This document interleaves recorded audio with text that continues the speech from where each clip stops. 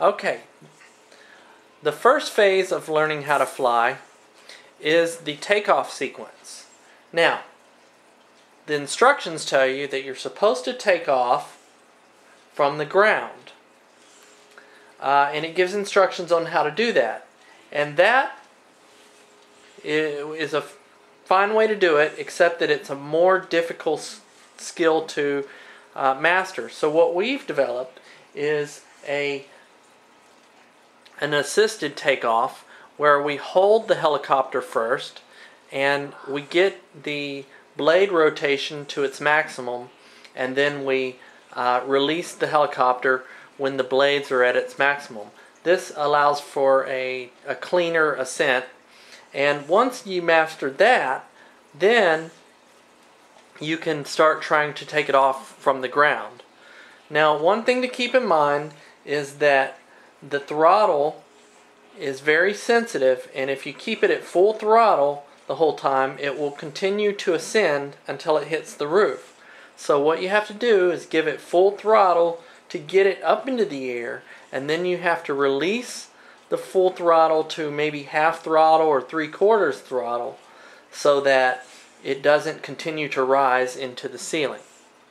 Now, Gary will hold the helicopter in a takeoff position. He will start the throttle, and when it's full throttle, he'll release.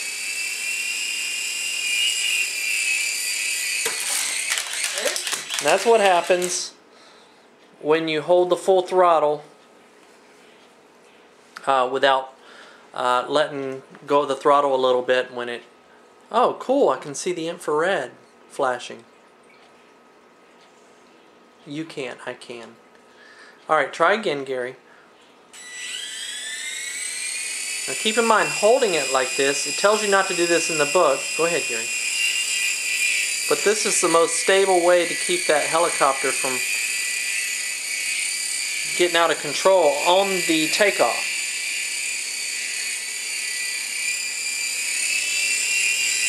Now see how it's spinning like that? That's because the trim is probably needs to be adjusted. So if Gary wanted to, he could probably, as it's in flight, he could probably adjust the trim so that it's not spinning as much like that. Gary has gotten to the point to where he's used to how this thing is flying, and so he just corrects that spinning with his left and right adjustments. But that's completely up to you on whatever you're comfortable with.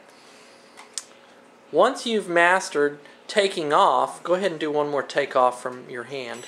Full throttle. It's ready to go. Lets it go, and then he adjusts the throttle to keep it from going into the roof.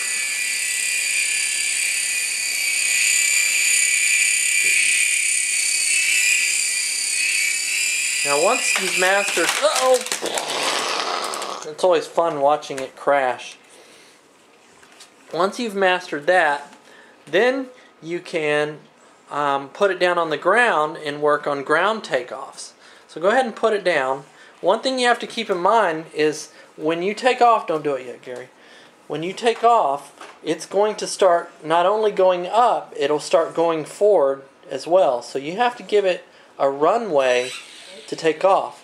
Also note that if the trim is not perfect, it could start spinning as it's going up in the air.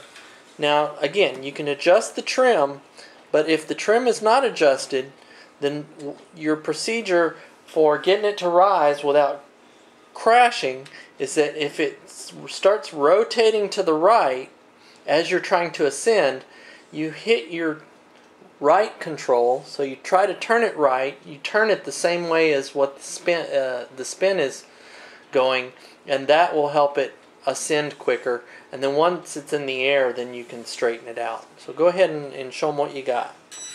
See, it's rotating a little bit. Gary's turning the same way as the spin. Once it's in the air,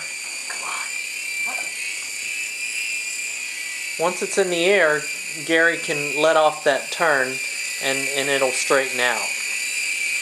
So it's just a matter of turning the same way as what it's trying to rotate. Well, that thing's turning a lot. Which way is it turning, Gary? Left?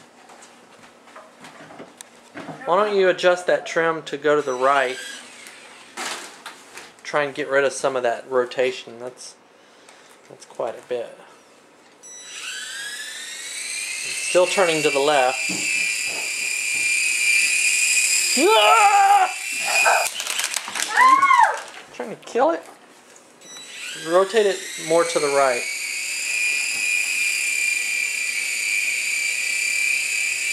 Now you notice when Gary does a ascent holding onto it, that rotation doesn't happen, and it's more stable on takeoff. Now I'm going to show you how to do it.